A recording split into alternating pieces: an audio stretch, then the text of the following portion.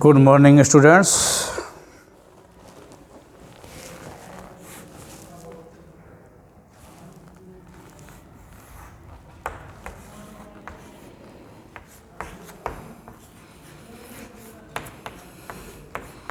आज BSc part 3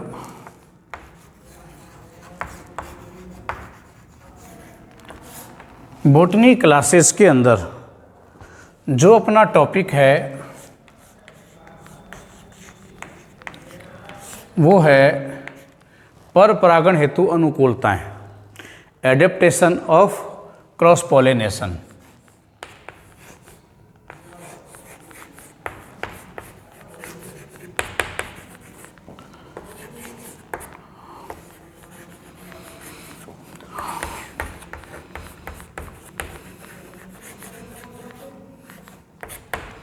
adaptation of cross pollination.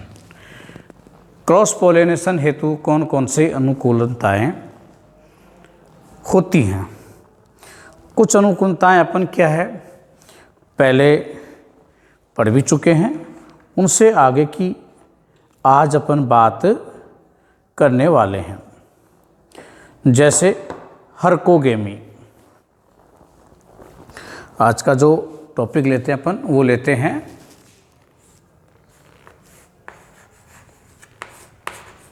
हरकोगेमी।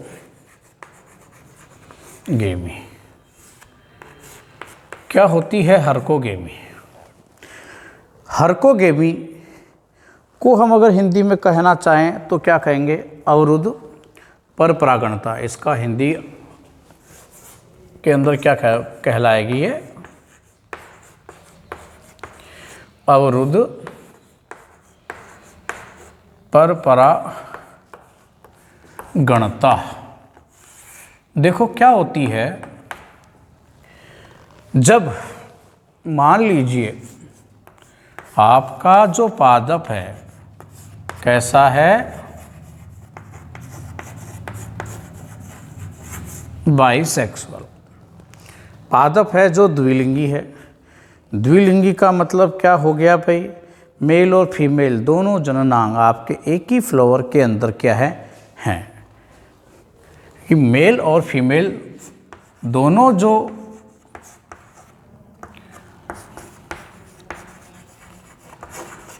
जो जननांग हैं एक ही फ्लावर के अंदर क्या है आपके लगे हुए हैं। मान लो ये पुंकेसर रहा और आपका एक ही में लगे हुए हैं, लेकिन एक ही में लगे होने के बाद भी ये एक दूसरे को मतलब कह सकते हो कि इसके जो परागकण हैं इसकी वर्ती काग्र के ऊपर क्या नहीं गिर पाते हैं और ये परागित नहीं हो पाता है। तो ऐसे कुछ संरचनात्मक अवरोध क्या होते हैं इसके अंदर पाए जाते हैं। उन संरचनात्मक अवरोध के कारण बाइसेक्सुअल कंडीशन होते हुए पादप की क्या होते हैं, उसी पादप के परागकण उसी पादप की वर्तिकाग्र पर नहीं पहुंच जाते हैं। तो क्या होता है, कुछ पादपों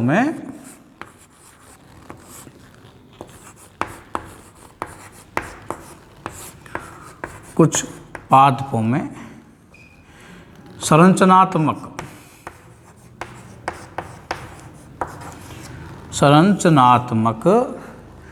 क्या होते हैं? संरचनात्मक कुछ ऐसे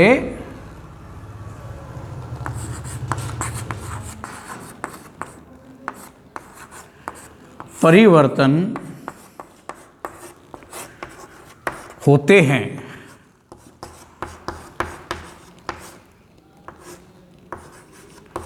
जिनके कारण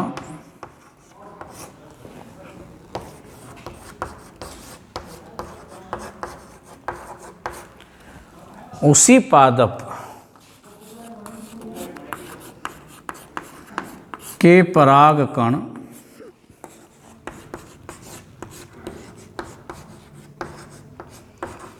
उसी पादप की वर्तिकाग्र पर नहीं पहुंच पाते। ऐसे अवरोध कोई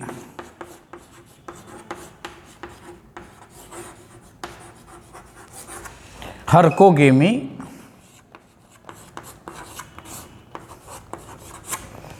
कहते हैं। तो हरकोगेमी का जो मतलब हुआ वो क्या हुआ कि इसके अंदर जो आपके द्विलिंगी जो आपका पादप है, जिसके अंदर मेल और फीमेल दोनों प्रकार के जननांग उपस्थित हैं, उपस्थित होते हुए भी वह स्वपरागण वाली क्रिया नहीं कर पाता। उसकी वजह क्या होती है? पादप में कुछ इस प्रकार के संरचनात्मक परिवर्तन हो जाते हैं जिनकी वजह से उसी पादप के परागकण उसी पादप की वर्तिकाग्र पर नहीं पहुंच पाते हैं। जैसे कि एग्जाम्पल के द्वारा बताते हैं। एक एग्जाम्पल अपन लेते हैं आपका, जैसे मदार। मदार क्या होता है भाई? कैलियोट्रोपिस प्रोसेरा को कहते हैं अपन। ये कैलियोट्रोपिस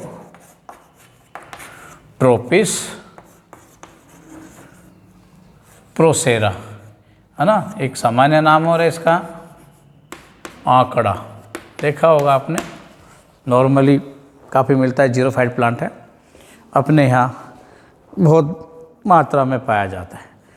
अब इस पादप की अगर आप वर्तिकाग्र को देखो तो क्या पंचकोणीय वर्तिकाग्र इसकी क्या होती है आपकी, ऐसे पाई जाती है। ये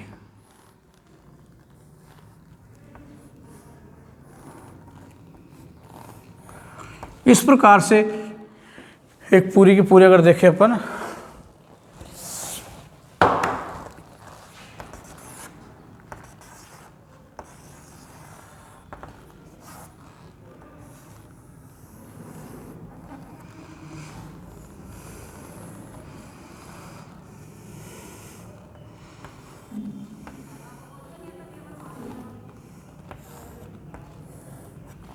इस प्रकार की क्या होती है, इसकी वर्तिकाग्र होती है और वर्तिकाग्र पे यहाँ पर नीचे क्या होते हैं, इस प्रकार से कुछ हुक से लगे हुए होते हैं। ऐसे कुछ इनके ऊपर क्या होते हैं, हुकनुमा संरचनाएं पाई जाती हैं। और इन हुकनुमा संरचनाओं के ऊपर क्या होती हैं, इसके परागकण एक बैग में लटके हुए पाए जाते हैं। इन बैग को, यानी कि जो बैग नुमा संरचना कैसे हो गई, इस प्रकार से, है ना। तो ये परागकण क्या होते हैं, इस प्रकार से बैगनुमी संरचना में लटके होते हैं। ये जो बैगनुमी संरचनाएं हैं ये क्या कहलाती हैं, पोलेनियम। क्या कहते हैं इन्हें अपन, पोलेनियम के नाम से अपन इन्हें जानते हैं, पोलेनियम।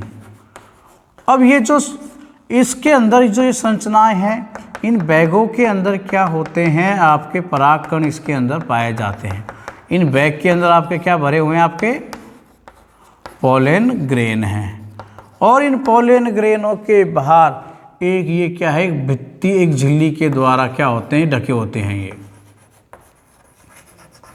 एक मेम्ब्रेन के द्वारा क्या होते हैं, ये आपके ढके हुए होते हैं। इस मेम्ब्रेन की वजह से ये जो परागकण है ये क्या होते हैं, बाहर आपके निकल नहीं पाएंगे, और बाहर नहीं निकल पाएंगे तो इसी कंडीशन पे आपके बने रहेंगे। दूसरी क्या होता है, ये कहाँ लटके हुए, नीचे, यानी कि जो वर्तिकाग्र आपकी ये वर्तिकाग्र है, वर्तिकाग्र के नीचे लटके हुए हैं। एक तो कंडीशन ये होगी कि ये आपके क्या हैं, बाहर निकल नहीं पा रहे, और दूसरा क्या है, ये नीचे लटके हुए हैं, तो अब ये ऊपर कैसे जाएंगे भाई। और जब हम जानते हैं जब तक वर्तिकाग्र पर ये पहुँचेंगे नहीं तो पादप में परागण की क्रिया हो सकती है क्या, संभव ही नहीं है। तो ऐसी कंडीशन में क्या होता है, जब भी कोई कीट जो होते हैं, है ना, पक्षी आपकी, वो इसके ऊपर क्या होते हैं, आपकी जो ये वर्तिकाग्र है पूरा एक प्लेटफार्म होता है आपका, इसके ऊपर आकर ये बैठते हैं सुस्ताने के लिए कैसे भी। तो यहाँ आकर जब बैठेंगे तो बैठने पर उनके पंजों में क्या होता है, ये जो पोलिनिया है वो हुक के रूप में क्या होते हैं, उसके अंदर ये लटक जाते हैं, उसके अंदर क्या होंगे, फंस जाएंगे। और जब उसके अंदर ये फंस जाते हैं तो फंसने के बाद में क्या होगा, ये जो फंस गए तो फंसने के बाद में अब ये किसी दूसरे क्या कैलियोट्रोपिस के ऊपर के वर्तिकाग्र के ऊपर जाके बैठते हैं तो बैठते ही क्या होता है, ये वर्तिकाग्र उसकी वर्तिकाग्र पर जाएंगे और वहाँ जाकर ये क्या होते हैं आपके, ये फट जाते हैं प्रेशर जब दबाव लगता है तो, और फटने के बाद में वो परागकण हैं जो क्या होते हैं इसके ऊपर पहुँच जाते हैं। तो इस प्रकार से क्या हो जाएगा, इसका पोलिनेशन की क्रिया इजीली हो जाती है।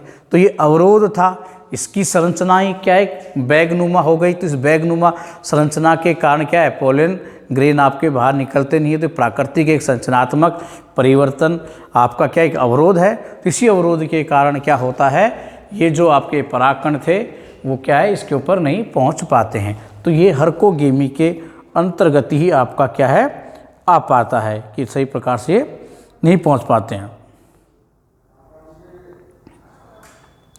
एक और है ग्लोरियोसा, एक एग्जाम्पल और है ग्लोरियोसा।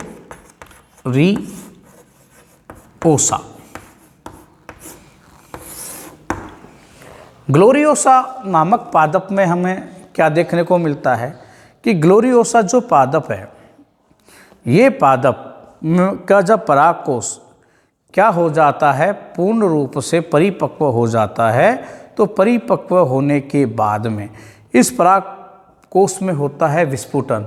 और ये जो विस्फुटन हो रहा है ये बहुत ही तीव्र गति से होता है, बहुत तेज गति से क्या होता है विस्फुटन होता है, जिसके कारण जो परागकण हैं वो बहुत अधिक दूरी पर जाकर क्या होते हैं गिरते हैं। तो बहुत ज़्यादा दूरी पर जाकर गिरते हैं, तो इस वजह से उसी पादप की वर्तिकाग्र के ऊपर क्या ये आ ही नहीं पाते हैं और दूसरे पादपों के ऊपर जो क्या होंगे ये जाकर गिरते हैं। तो इस कारण से क्या होगा, उसी पादप के परागकण उसी पादप की वर्तिकाग्र पर ये भी नहीं पहुंच पाते हैं। तो स्फुटन की वजह से क्या होंगे, ये तीव्र गति से होता है और ये दूर जाकर गिर जाते हैं। तो ये भी क्या होगा आपका नहीं हो पाता है। तो एक ये भी आपका किसका है, हर्कोगेमी का एग्जाम्पल ही होता है।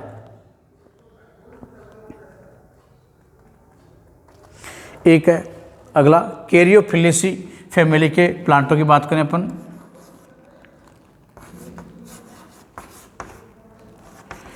कैरियोफिलिसी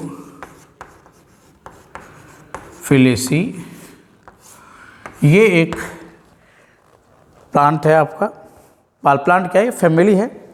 इस फैमिली यानी कि इस कुल के जो पादप होते हैं, इस कुल के पादपों की विशेषता क्या होती है कि इनकी जो स्टाइल है वृत्तिका, तो इनकी वृत्तिका की जो लंबाई है अपेक्षाकृत बहुत अधिक होती है।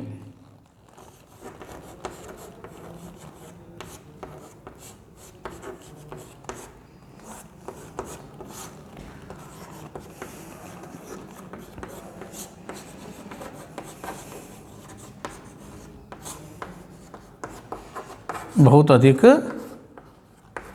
होती है।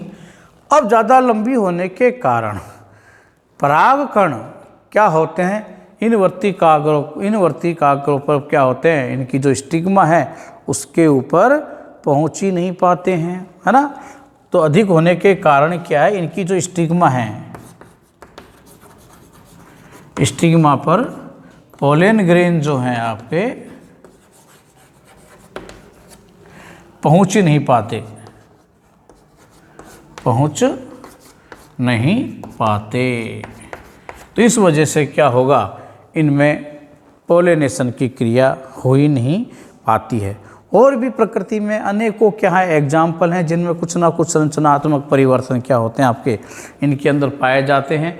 इन्हीं संरचनात्मक परिवर्तनों के कारण क्या होगा, ये पोलिनेशन की क्रिया संभव नहीं हो पाती है। तो ये कंडीशन अपन इसके अंदर देख सकते हैं और हमने आपको ये बता ही दिया। नेक्स्ट एक इसके अंदर जो इम्पोर्टेंट और करेक्टर है आपका, देखो बता देता हूँ मैं।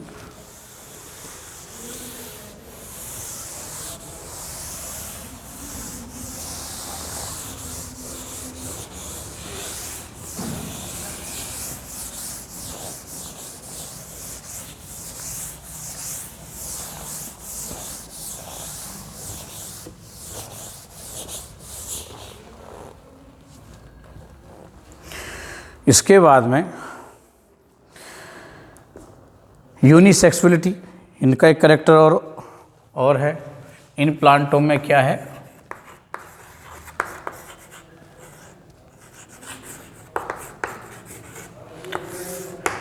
एक लिंगिता,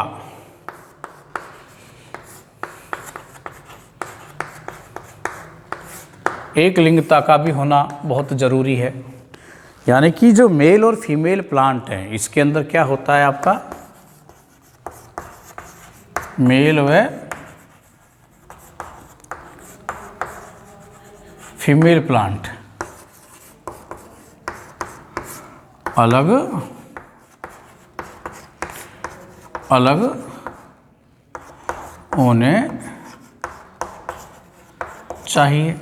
जैसे अपन बात करें किसकी,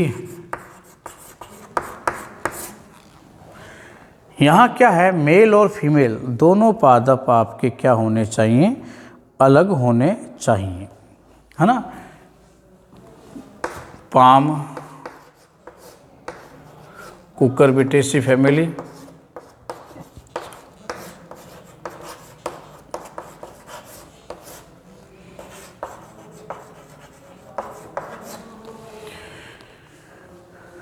तो इसमें क्या होगा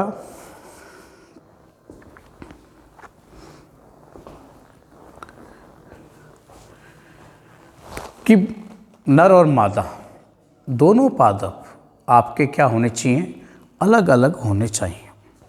दोनों पादप जब आपके क्या होंगे, अलग अलग होंगे, उस कंडीशन के अंदर ही आपकी क्या होगा, परपरागण ही होगा, दूसरा हो ही नहीं सकता है। तो ये करैक्टर सबसे इम्पोर्टेंट करैक्टर होता है। जैसे आपने देखा होगा पपीते के पेड़ को, पपीते के अंदर मेल और फीमेल दो प्रकार के पादप क्या होते हैं आपके, ये पाए जाते हैं। तो ये दोनों प्रकार के जो पादप अलग अलग होते हैं तो उनमें क्या होगा आपका, तो ही इनमें निषेचन की क्रिया क्या है, परागण क्रिया अलग अलग पौधे को ये कर पाएंगे। पाम है, कुकुरबिटेसी है, इस प्रकार के फैमिलीज़ के अंदर आप उसे खीरा है ना, आपका घिया है ना, कद्दू, ये कुछ ऐसे पादप हैं जिनमें भी मेल और फीमेल फ्लावर के आपके जो पादप हैं ये क्या होता है आपके अलग अलग आपके पाए जाते हैं। तो इनमें भी क्या होगा आपका पर परागण की क्रिया के लिए एक बहुत बड़ा अनुकूलन है। डाइकोगेमी हमने आपको कराई दिया था शायद, है ना, डाइकोगेमी अपनी हो गई थी, ठीक है। और हर्कोगेमी हो गई। डाइकोगेमी के बाद में विषम हेटेरोस्टाइली भी हमने आपको करवा दिया था प्रिमरोज का। हाँ, तो ये आपका टॉपिक हुआ ख़त्म, यानी कि एडेप्टेशन ऑफ क्रॉस पॉलिनेशन तो हो गया है आपका ख़त्म। इसके बाद में मैं अब आपको है टाइप्स ऑफ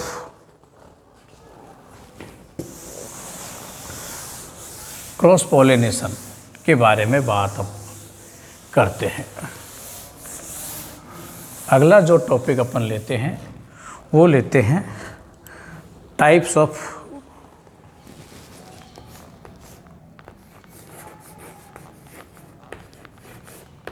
क्रॉस पॉलिनेशन।